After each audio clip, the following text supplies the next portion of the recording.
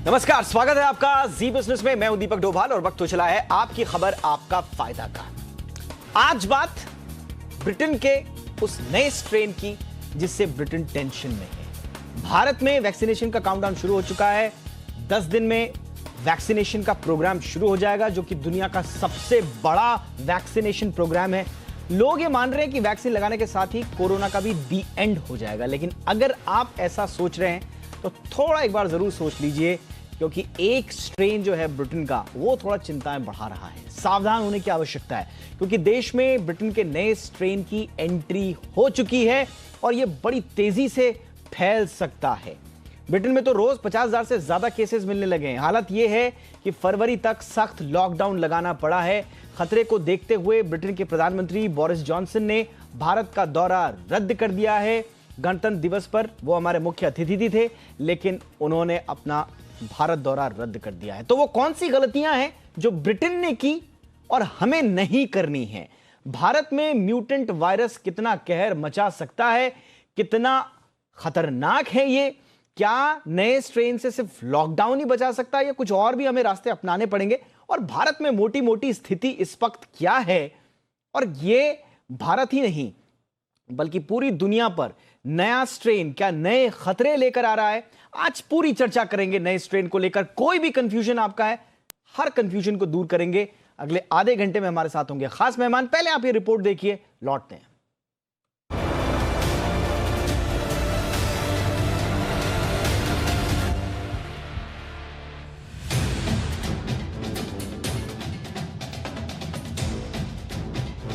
दुनिया में सबसे पहले वैक्सीनेशन शुरू करने वाले और दो कोरोना की वैक्सीन लगा रहे ब्रिटेन में सख्त लॉकडाउन लगाना पड़ेगा, ऐसा शायद ही किसी ने सोचा होगा। लग तो ये रहा था कि वैक्सीनेशन के बाद ब्रिटेन नए साल में कोरोना मुक्त होने वाला पहला देश बन जाएगा, लेकिन यही ब्रिटेन न्यू ईयर में लॉकडाउन लगाने वाला पहला देश बन गया। दरअसल ब्रिटेन को इस हाल में पहुंचाने का जिम्मेदार कोरोना का वो नया स्ट्रेन है जो 70% से ज्यादा संक्रमण स्थिति इतनी बदतर हो चुकी है कि पिछले एक हफ्ते से रोज 50,000 से ज्यादा कोरोना के नए केस सामने आ रहे हैं। हालात हाथ से फिसलता देख ब्रिटिश पीएम बोरिस जॉनसन को एक बार फिर पूरे देश में सख्त लॉकडाउन लगाना पड़ा है। नए साल का नेशनल लॉकडाउन कड़े नियमों वाला है और सोमवार रात से ही लागू कर दिया गया है। मंगलवार से स्कूल, कॉलेज और यूनिवर्सिटी में क्लासेस ऑनलाइन चलाई जा रही हैं। पीएम बोरिस जॉनसन ने लोगों से घरों में रहने की अपील की है। लोग सिर्फ जरूरी काम से ही बाहर जा सकेंगे। बोरिस जॉनसन ने कहा कि उन्होंने फरवरी के मध्य तक लॉकडाउन लगाया है, जिससे नए स्ट्रेन को फैलने से रोका जा सके। ब्रिटेन को उम्मीद है कि एक तरफ वैक्सीनेशन और दूसरी तरफ लॉकडाउन से कोरोना वायरस के नए स्ट्रेन पर लगाम लगाई जा सकती है। ब्रिटेन के लॉकडाउन के ऐलान के बाद स्कॉटलैंड ने भी अपने यहाँ सख्त लॉकडाउन का ऐलान कर दिया। ब्रिटेन में नए स्ट्रेन के कहर के खुलासे के बाद कई देशों ने उस पर ट्रैवल बैन लगा दिया था। भारत भी इसमें शामिल है, लेकिन फिर भी ये अब तक 20 से ज्यादा देशों तक फैल चुका है और लोगों को अपना शिकार बना रहा है। भारत में भी ब्रिटेन के नए स्ट्रेन से अब तक करीब 55 से ज्यादा मामले सामने आ चुके हैं। इनमें से सबसे ज्यादा केस पुणे की लैब में डिटेक्ट किए गए हैं। नया वायरस कितना खतरनाक है, इस पर रिसर्च की जा रही है, लेकिन वैज्ञानिक बता चुके हैं कि नया वायरस 70% अधिक संक्रामक है और ये बच्चों को तेजी से अपना शिकार बना सकता है। दिल्ली से सटे मेरठ में 2 साल की बच्ची में नए स्ट्रेन के संक्रमण की खबर से लोग डरे हुए हैं, क्योंकि देश में अब धीरे धीरे स्कूलों को खोला जा रहा है और स्कूलों में बच्चों की सुरक्षा को लेकर लोग डरे हुए हैं। इसके अलावा बहुत से ऐसे लोग भी हैं जो ब्रिटेन से भारत लौटे हैं और क्वारंटीन में रहने की जगह घर चले गए हैं या गलत एड्रेस लिखवाकर गायब हो गए हैं। उनके सुपर स्प्रेडर बनने का खतरा भी सबसे ज्यादा है। हालांकि भारत के लिए राहत की खबर यह है कि कोवैक्सीन, जिसे हाल ही में इमरजेंसी इस्तेमाल की मंजूरी मिली है, उसे नए स्ट्रेन पर ज्यादा कारगर बताया जा रहा है। लेकिन हमें वो लापरवाहियां नहीं करनी है जो ब्रिटेन में कोरोना संक्रमण कम होने के साथ कुछ लोगों ने की। घटते संक्रमण के साथ लोग कोरोना के प्रति लापरवाह हो गए थे। इसके अलावा बार बार रेस्टोरेंट, और पब्लिक ट्रांसपोर्ट में भी कुछ लापरवाह लोगों के चलते म्यूटेंट वायरस को तेजी से फैलने में मदद मिली और अब उन लोगों की गलतियों की सजा पूरे देश को उठानी पड़ रही है। भारत सरकार ने भी ब्रिटेन के नए स्ट्रेन से लोगों को अलर्ट किया है, साथ ही न घबराने और प्रशासन से सहयोग करने की अपील की है। हमारी भी आप सभी से गुजारिश है कि जब तक कोरोना खत्म नहीं हो जाता तब तक मास्क पहने, हाथ धोते रहें और सोशल डिस्टेंसिंग के नियमों का सख्ती से पालन करें। ब्यूरो रिपोर्ट, जी मीडिया। और आज की चर्चा के लिए दो खास मेहमान मेरे साथ मौजूद हैं। सबसे पहले परिचय आपका आज के मेहमानों से करा दें। हमारे साथ हैं डॉक्टर वीर पुष्पक गुप्ता, जो कि रिसर्चर हैं national health service UK, Britain से हमारे साथ जुड़ रहे हैं। डॉक्टर वीर पुष्पक, बहुत बहुत स्वागत है आपका। हमारे साथ हैं डॉक्टर राहुल पंडित, जो कि मेंबर हैं कोविड टास्क फोर्स महाराष्ट्र के। डॉक्टर राहुल, बहुत बहुत स्वागत है सर आपका भी। डॉक्टर वीर, आपसे मैं चर्चा की शुरुआत करना चाहूंगा। सबसे पहले देखिए, बहुत सारे थ्योरीज आ रही हैं इस नए स्ट्रेन को लेकर, लेकिन आप ब्रिटेन में सबसे करीब से इस वायरस के प्रभाव को महसूस कर पा रहे होंगे। बहुत सारे रिसर्चेस आपके आसपास होंगी, आपने खुद की होंगी। हमें ये बताइए, हमारे दर्शकों को बताइए, कितना खतरनाक है सर ये नया स्ट्रेन, या हम कुछ ज्यादा ही चिंता कर रहे हैं? जी, पहले तो मैं बोलना चाहूँगा शुक्रिया दीपक, मुझे शो पे बुलाने के लिए। देखिए, जो वायरस है वो जो मेन वायरस है वो कोरोना वायरस जो है वो शुरू से लेकर अब तक वही वायरस है। लेकिन इसके जो नए स्ट्रेन आते हैं ये कोई अननोन बात नहीं है। बहुत वायरसेस में न्यू स्ट्रेन देखे जाते हैं। जितने भी वायरसेस आज तक हमने डील करे हैं पैंडेमिक्स के और तौर पे, और बाकी भी जो सार्स के वायरस पहले हुए हैं उनमें भी म्यूटेशंस हुई हैं, और ज़्यादातर म्यूटेशंस जो हैं वो वायरस को लेस ट्रांसमिसिबल बनाती हैं। बट इस केस में ये जो म्यूटेशन हुई है यूके में, और जो एक और म्यूटेशन साउथ अफ्रीका में पाई गई, उन दोनों म्यूटेशंस में ये देखा गया कि जो वायरस है वो ज्यादा ट्रांसमिसिबल हुआ। तो ज्यादा ट्रांसमिसिबिलिटी जो है उसका रीजन ये है कि उसकी जो स्पाइक प्रोटीन है वायरस का, उसमें ये म्यूटेशन पाई गई। और वो स्पाइक प्रोटीन वो प्रोटीन है जिससे वायरस जो है हमारे सेल्स पे अटैच करता है। तो अगर उस पे वो म्यूटेशन जो है वो उसको ज्यादा ट्रांसमिसिबल बनाती है, और स्पाइक प्रोटीन की म्यूटेशन से वो हमारे सेल्स पे ज्यादा आसानी से अटैच कर सकता है।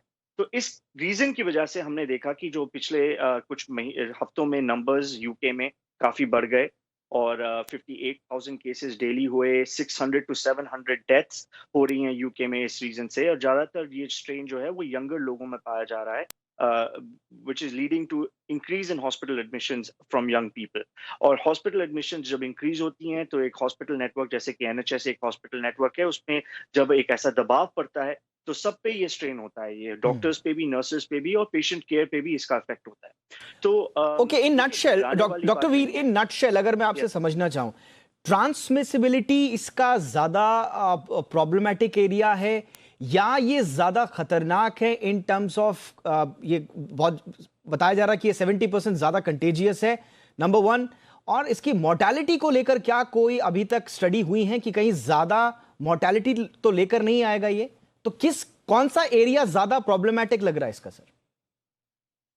See, as far as we know till now, हमारे पास ये स्ट्रेन जो है ये सितंबर में सबसे पहले देखा गया यूके की लैब्स में। उन्होंने जीनोमिक स्टडीज करी यूनिवर्सिटी ऑफ कैम्ब्रिज और university of imperial college London में, और उन्होंने देखा कि ये जो म्यूटेशंस हो रही हैं स्पाइक प्रोटीन में, इससे 70% इंक्रीज इन ट्रांसमिशन हो रहा है इस वायरस का। सो अभी तक जहां तक हमें पता है, it is only the transmissibility जिसमें इंक्रीज हुई है। मोर्टेलिटी या सिवियरिटी ऑफ डिजीज में इंक्रीज नहीं हुई है, और ना ही सिम्टम्स बदले हैं। सिम्टम्स वही हैं, बट मोर्टेलिटी और सिवियरिटी ऑफ द डिजीज, मैं वही बताने वाला था आपको थोड़ी देर पहले, कि मोर्टेलिटी और सिवियरिटी ऑफ द डिजीज में हालांकि कोई इंक्रीज नहीं हुआ है, लेकिन अगर पूरे सिस्टम पे दबाव पड़ता है because increase in number of patients, तो फिर मोर्टेलिटी और सिवियरिटी ऑफ डिजीज में ऑटोमेटिकली इफेक्ट होता है। Morbidity and mortality of the patient is affected because of strain on the system. So जब डॉक्टर्स और नर्सेज पे स्ट्रेन है तो वो अफेक्ट होगा on the patient care in the hospital, and that is the problem जो face कर रहा है यूके इस टाइम पे, बिल्कुल, ड्यू टू दिस वायरस। मैं समझ गया सर। आप ये कहना चाह रहे हैं कि जो अस्पतालों पर जो अतिरिक्त दबाव पड़ता है ज्यादा मरीजों के आने का, उसके वजह से जो व्यवस्थात्मक जो प्रॉब्लम्स आती हैं उसकी वजह से हो सकता है मोर्टेलिटी बढ़ जाए या सीवियरिटी बढ़ जाए, लेकिन ये स्ट्रेन अपने आप में अलग से कोई खास तौर पर कोई घातक मोर्टेलिटी लेकर नहीं आया है। ट्रांसमिसिबिलिटी इसका एक प्रॉब्लमेटिक एरिया है। ओके, अब मैं चलता हूं डॉक्टर राहुल पंडित के पास। डॉक्टर राहुल, भारत में हमने देखा कि अब तक लगभग 58 केसेस सामने आए हैं और हम देख रहे हैं कि बहुत सारी जगहों से ये भी चिंताएं सामने आई हैं कि ब्रिटेन से भारत लौटे हुए लोग, लगभग 33,000 के लोग आसपास जो ब्रिटेन से भारत लौटे थे इस दौरान, उसमें से कई लोग गायब हो गए, कई लोगों ने गलत एड्रेस लिखा दिए। आपको लगता है सर कि थोड़ा सा हमें सतर्क हो जाना चाहिए इस लेवल पे, ताकि आगे कोई गंभीर परिणाम न भुगतना पड़े? दीपक जी धन्यवाद। बिल्कुल सही कहा आपने। मैं जो कहता हूं कि लोग हक मांगते हैं, हक के साथ जो रिस्पॉन्सिबिलिटी है वो भी निभाना बहुत जरूरी है। बिल्कुल। आप हक मांगते हो कि हमको हमारे देश लौटना है या हमको यूके से इंडिया आना है, तो उसके साथ एक रिस्पॉन्सिबिलिटी भी आती है, और वो रिस्पॉन्सिबिलिटी एक सामाजिक रिस्पॉन्सिबिलिटी है इस वक्त, कि हम ये तय कर ले कि हमारे वजह से किसी और को तकलीफ ना हो। और इसके लिए जो गवर्नमेंट ऑफ इंडिया ने बहुत ही अच्छे नियम रखे थे कि आपको आइदर इंस्टीट्यूशन क्वारंटाइन रखना पड़ेगा या आपको 14 दिन का जो है होम क्वारंटाइन रखना पड़ेगा। आप एयरपोर्ट पे आओगे तभी आपकी टेस्ट होगी, और इसको जो है रिस्पॉन्सिबिलिटी निभाना ये हर एक सिटीजन का, हर एक व्यक्ति का कर्तव्य होना चाहिए। मुझे समझ में नहीं आता है कि इसमें क्यों तकलीफ होनी चाहिए, क्यों गलत एड्रेस लिखा है, या क्यों ऐसे बताया कि हम किसी और शहर से लैंड करें और फिर किसी और शहर में रोड से चले जाए। ये सब वाक्यात जो है ये दिखाई दे रहे हैं, और ये सिर्फ इररिस्पॉन्सिबल बिहेवियर होगा। तो इससे मुझे ये जरूर अब आपसे बिल्कुल सहमत हूँ कि हमको इधर सतर्क हो जाना चाहिए और कड़ी व्यवस्था करनी चाहिए, ताकि ये जो पेशेंट्स जो स्लिप हो रहे हैं, शायद वो लोग संक्रमित ना भी हो, पर उनकी एक रिस्पॉन्सिबिलिटी है कि अभी 14 दिन उनका ऑब्जर्वेशन होना है कि वो संक्रमित है कि नहीं है। और इससे ही एक ही चीज से हम लोग इसको रोक सकेंगे, और वो है कि संक्रमित हुए व्यक्ति को हम अगर पहले ही क्वारंटाइन कर ले तो। आप ध्यान दोगे कि अगर हमने ये फरवरी और मार्च में भी जो पहले पेशेंट्स आए थे, वो सब भारत के बाहर से जब भी मरीज आए थे, तभी ही वो देश में शुरुआत हुई थी हमको पेशेंट्स मिलने की। तो ये बहुत जरूरी है कि हम इसको यहीं पे रोके, किसी भी सूरत में यहीं पे रोके। कोई बात नहीं, अगर 58 लोग क्वारंटाइन में पॉजिटिव आए हैं, बहुत अच्छी बात है, वो सब ऑब्जर्व हो रहे हैं। वो जब नेगेटिव होंगे तभी उनको हम नॉर्मल समाज में मिक्स होने की परमिशन देंगे। तो बहुत अच्छी बात है कि वो 58 लोग हमने क्वारंटीन में पॉजिटिव पाए हैं। किसी को कम्युनिटी में पॉजिटिव पा गए तो तकलीफ हो जाएगी। और बिल्कुल सही बात है। और अच्छी बात, एक राहत की बात यह है कि जैसे डॉक्टर वीर बता रहे हैं कि मोर्टेलिटी कोई ज्यादा इसकी ऐसा नहीं है कि अलग से मोर्टेलिटी रेट बढ़ाने वाला है, या ये इससे अगर आप पॉजिटिव हो गए तो इसमें जान का खतरा ज्यादा है। सेम कोरोना के जैसे ही इसके खतरे और सिम्टम्स हैं, लेकिन अगर समय पर आपने बता दिया तो अपनी जान तो बचेगी ही, परिवार की भी बचेगी और साथ ही साथ समाज की भी बचेगी। ये एक रिस्पॉन्सिबल बिहेवियर सबको अपनाना पड़ेगा। लेकिन फटाफट से डॉक्टर राहुल, मैं थोड़ा सा सरकारी तंत्र और जो चिकित्सा महकमा है हमारा, उसकी तरफ से कुछ तैयारियां जो हैं, क्या आप लोग एक्स्ट्रा कॉन्शियस होकर कोई अलग से प्रिपेयर हो रहे हैं नए स्ट्रेन के लिए, या जो रूटीन कोविड में जो प्रोटोकॉल्स फॉलो किए जा रहे हैं उन्हीं को आप कैरी फॉरवर्ड कर रहे हैं? नहीं, अभी तो प्रोटोकॉल, कोई ट्रीटमेंट प्रोटोकॉल, जैसे कि डॉक्टर गुप्ता जी कह रहे थे कि लक्षण इस बीमारी के जो है वो पहले जैसे कोरोना के ही है, उसमें कोई अलग सिम्टम्स दिख नहीं रहे हैं, और ना ही कोई ट्रीटमेंट प्रोटोकॉल में कोई बदलाव है। पर इसका जो संक्रमण है उसको रोकने के लिए जो एयरपोर्ट पे अभी व्यवस्था की गई है, उसमें हम लोग जरूर ध्यान दे रहे हैं, और कम्युनिटी में भी हम लोग ध्यान दे रहे हैं कि कहीं हमको जीनोम सीक्वेंसिंग से कोई पेशेंट मिल तो नहीं रहा है जो कि नए स्ट्रेन से पीड़ित हो। तो अगर ये हो तो हमारे पास जो अभी आज व्यवस्था है, खास तौर से जो मैं फोर्टिस में काम करता हूँ मुंबई में, और महाराष्ट्र टास्क फोर्स का मेंबर हूँ, तो ये जो हमने मल्टीपल जो फील्ड हॉस्पिटल्स बनाए हैं, और जो कई सारे हॉस्पिटल्स हमने जब भी कोविड के वक्त जो खड़े किए थे, और वह बहुत सारे म्युनिसिपल हॉस्पिटल्स को भी तैयार रखा था, तो वो जो एडमिनिस्ट्रेटिव प्रोसेस है वो तुरंत हम लोग एक्टिवेट कर देंगे। और इसमें कोई डाउट नहीं है कि अगर हमको ऐसा लग रहा है कि ये बीमारी फैलने वाली है फिर से करके, पर हम चाहते हैं कि ना हो ऐसा कुछ भी। तो एक नया स्ट्रेन, और उसके बाद से टेंशन में है ब्रिटेन, और ब्रिटेन के साथ साथ भारत समेत पूरी दुनिया में अब ये टेंशन धीरे धीरे गहराती जा रही है कि कहीं नया स्ट्रेन पिछले 1 साल की करी कराई मेहनत पर पानी ना फेर दे। इसलिए इस पर बात हम कर रहे हैं बहुत विस्तार से। डॉक्टर वीर, आपके पास मैं आना चाहूंगा। मैं यही समझना चाह रहा हूं सर कि कहां पर आप इसे चूक कहें, आप इसे थोड़ा सा लेट कहें, या पकड़ नहीं पाए नए स्ट्रेन को, स्टडी ढंग से नहीं हो पाया। जाहिर सी बात है, हम सब लोग जानते हैं कि नया स्ट्रेन आता है तो उसकी स्टडी में काफी टाइम लगता है, उस पर रिसर्च होती है, लेकिन ये इस हद तक चला गया कि लॉकडाउन की नौबत आ पड़ी। आप बता सकते हैं ये चूक हुई है, या इतनी ये एक स्वाभाविक था इसका इतना फैलना? जी देखिए, इसमें 2 चीज़ें देखने वाली हैं। जो ब्रिटेन की एनएचएस इंस्टीट्यूशन है, नेशनल हेल्थ सर्विस, दुनिया का largest public health service system है डेवलप्ड नेशंस में, और जो ब्रिटेन के यूनिवर्सिटीज़ और कॉलेजेस हैं, रिसर्च इंस्टीट्यूशंस, वो सारी दुनिया में फेमस हैं for doing their work. I think उन्होंने अपना काम किया। उन्होंने इस स्ट्रेन को फाइंड आउट करा, जीनोमिक स्टडीज़ करी इस पे, और पता लगाया कि ये एक नया स्ट्रेन है। लेकिन आई थिंक जो फेलियर हुआ है यहाँ पे, वो लीडरशिप का हुआ है। एंड ये बहुत दुख की बात है कि यूनाइटेड किंगडम, यूनाइटेड स्टेट्स, 2 जो दुनिया के सबसे एडवांस कंट्रीज हैं, उनकी हालत इस वक्त ये है कि यूनाइटेड स्टेट्स में भी आप देख सकते हैं कितने केसेस हो रहे हैं। यहाँ पे 58,000 केसेस रोज के हो रहे हैं। बहुत दुख की बात है। एंड आई थिंक ये सब जो जो जो इशू है यहाँ पे, मेन इशू वो है लीडरशिप का। देखिए, इस टाइम पे जिन कंट्रीज ने क्लियर इफेक्टिव लीडरशिप दिखाई, उनके लीडर्स ने बोला कि स्ट्रिक्ट लॉकडाउन होगा इस तारीख से इस तारीख तक, कॉन्टैक्ट ट्रेसिंग बहुत स्ट्रिक्टली होगी, जो जो लोग अंदर आ रहे हैं देश के, उनको कॉन्टैक्ट ट्रेस करा जाएगा, उनको क्वारंटीन पे स्ट्रिक्टली रखा जाएगा। उन देशों ने इस बीमारी से काफी अच्छी लड़ाई लड़ी, और आप उन नंबर्स को देख सकते हैं। इंडिया ने भी काफी अच्छा करा है in terms of all of this. लेकिन यूके थोड़ा सा स्लो हुआ इस चीज में शुरुआत में, और उसके बाद जो लीडरशिप है, उन्होंने ये इफेक्टिवली ये लोगों को नहीं बताया। बहुत कंफ्यूजन थी। पहले टियर सिस्टम रखा गया, टियर 1, 2, 3, उसके बाद एक नया टियर 4 बनाया गया, फिर स्कूल्स को ओपन करा गया, फिर स्कूल्स को क्लोज करा गया। तो मेरे ख्याल से बोरिस जॉनसन की तरफ से जो जो सिग्नल्स आए लोगों को, वो बहुत मिक्स थे। और अगर आप देखें, 8 महीने से ये डिजीज प्रोसेस चल रहा है, लोग थक चुके हैं, टायर्ड हो चुके हैं, कोविड फटीग हो चुका है लोगों में। तो इस टाइम पे बहुत क्लियर मैसेजेस देने जरूरी हैं लोगों को कि उनको क्या करना चाहिए, because people will do what you tell them to do at this point. Everybody is sick of it, और वैक्सीनेशन शुरू हो चुकी है। तो इस टाइम पे बहुत जरूरी है कि जो बेसिक्स हैं वो रखे जाएं। Mask wearing, hand hygiene, contact tracing. Doctor Veer, I am sorry, मैं इंटरप्ट कर रहा हूं, I am so sorry. Doctor Veer, मैं थोड़ा सा समझना चाह रहा हूं कि चूक आप कह रहे हैं कि बिल्कुल लीडरशिप में एक बड़ी प्रॉब्लम रही, एक कंफ्यूजन की स्थिति हमने शुरुआत से ही देखी। कभी ब्रिटेन में कहा गया कि भाई हर्ड इम्यूनिटी की तरफ चलते हैं, सब खोल देते हैं, फिर बंद किया गया, फिर आप जो बता रहे हैं वो कंफ्यूजन आते रहे। मैं ये समझना चाह रहा हूं, क्या इकोनॉमी को जो यूके ने खोला और उसको खोले रखा और लोग सड़कों पर निकल गए इकोनॉमी को खोलने के नाम पर, पूरी की पूरी सरकारी तंत्र उसके पीछे था, क्या ये नहीं होना चाहिए था? क्या आपको लगता है कि और स्ट्रिक्टली लॉकडाउन को फॉलो किया जाना चाहिए था तो ये स्थिति नहीं आती?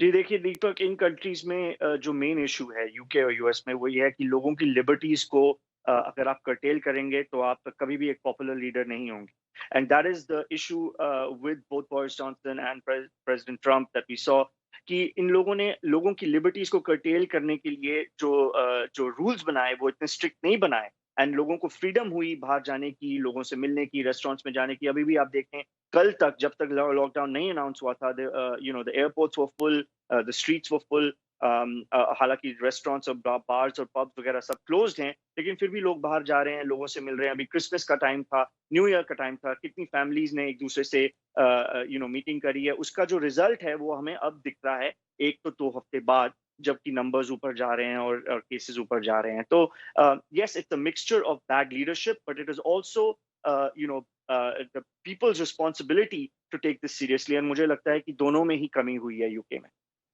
ओके, डॉक्टर राहुल, आपको लगता है जो डॉक्टर वीर बता रहे हैं, और बहुत स्पष्टता से उन्होंने बताया कि कहां कहां चूक हुई है, आपको लगता है कि भारत के लिए भी ये टेक अवेज है जिसके लिए आज हम शो कर रहे हैं कि हमको ब्रिटेन से क्या सबक लेने हैं?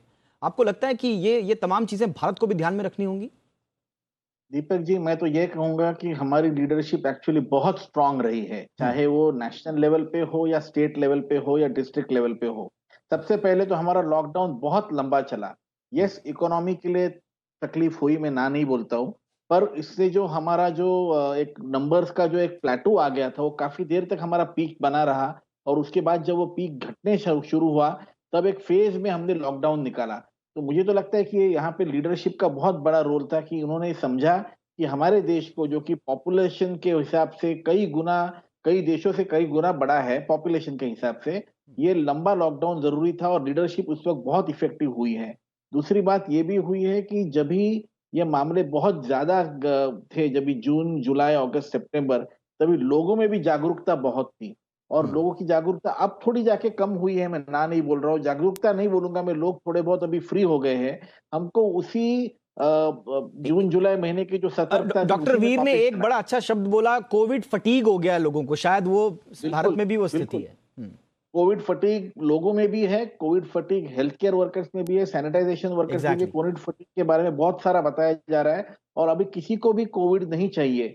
तो इससे हमको लगता है कि जब ये इम्यूनाइजेशन अभी और शुरू हो जाएगी, और अगर हम लोग थोड़ा बहुत हमारी सतर्कता बनाए रखें और 2-3 महीने के लिए, तो हम लोग शायद कोविड की जो है मामले बहुत कम देखना चालू करेंगे, और नए स्ट्रेन की शायद तकलीफ ना हो। और पर हमको बॉर्डर्स जो है बहुत अच्छे से सील करने पड़ेंगे, लोगों की एंट्री एग्जिट के लिए हमको जो है। Quickly doctor Rahul, quickly doctor Rahul, अगर खुदा ना खास्ता, अगर ये जो नया वेरिएंट है, ये नया स्ट्रेन जो है, इसके मामले अगर अचानक से बढ़ने शुरू होते हैं, आपको लगता है कि हमें वापस वही मार्च वाला लॉकडाउन लगाना पड़ेगा? हमको स्ट्रिक्टनेस दिखाना ही पड़ेगा, और अगर उतनी ही तकलीफ हुई तो शायद फेजेस में या किसी किसी जगह जहां पे कि ये मामले दिख रहे हैं, वहां पे शायद लॉकडाउन के बारे में भी बात करनी पड़ेगी। बिल्कुल। ओके, यानी कि चांस बिल्कुल नहीं लेना है। डॉक्टर वीर, आप ब्रिटेन में बैठकर भारत की ओर जब देखते हैं, और आप क्योंकि उस पूरे माहौल में अभी हैं, और स्थिति यह है कि लॉकडाउन करना पड़ा, स्ट्रिक्ट लॉकडाउन, नेशनल लॉकडाउन, आप वहां से भारत की ओर देखकर क्या सोचते हैं? भारत के पास अभी मौका है, भारत को क्या करना होगा कि भारत ब्रिटेन की स्थिति में ना पहुंचे? देखिए दीपक, पहली बात तो ये बहुत इंपॉर्टेंट है समझना कि हम सब एक ही लड़ाई लड़ रहे हैं, एक ही एनिमी के साथ ये लड़ाई है, और ये एनिमी जो है बहुत इंटेलिजेंट एनिमी है, एंड इट म्यूटेशन से हमें ये दिखा है कि बहुत इंटेलिजेंट तरीके से ये अपना जो अटैक है वो प्लान करता है। तो हमें इस चीज पे कोई भी लापरवाही नहीं दिखानी है। We have to be on top of it all the time, और जरा से भी लापरवाही दिखाई तो ब्रिटेन या अमेरिका जैसा हाल हो सकता है इंडिया में भी। इंडिया की पॉपुलेशन हमें पता है 1.3 बिलियन लोग हैं। इंडिया की हेल्थ केयर सेटअप जो है सिटीज में बहुत अच्छा है, लेकिन रूरल कंडीशंस में इतना अच्छा नहीं है, और वहां पे अगर नंबर्स बढ़ने शुरू हो गए तो बहुत दिक्कत आ सकती है। अभी तक इंडिया की लीडरशिप ने और हेल्थ केयर सेटअप ने काफी अच्छा काम किया है टू कीप द नंबर्स लो, लेकिन मैं खुद पर्सनली वहां पे डॉक्टर्स को जानता हूं, और सब में कोविड फटीग हुआ है, सबको इससे फर्क पड़ा है। और अगर एक और ऐसा स्पाइक इन केसेस हुआ इंडिया में, और मार्च या अप्रैल वाली जैसी सिचुएशन थी वैसी हुई, तो मेरे ख्याल से बहुत दिक्कतें आने वाली हैं इंडिया को भी। तो इसलिए बहुत इंपॉर्टेंट है कि इसको इस वक्त जब केसेस कम हैं, तो सबसे ज्यादा स्ट्रिक्टनेस दिखाई जाए, ताकि ये ऐसा ही रहे अगले आने वाले महीनों तक।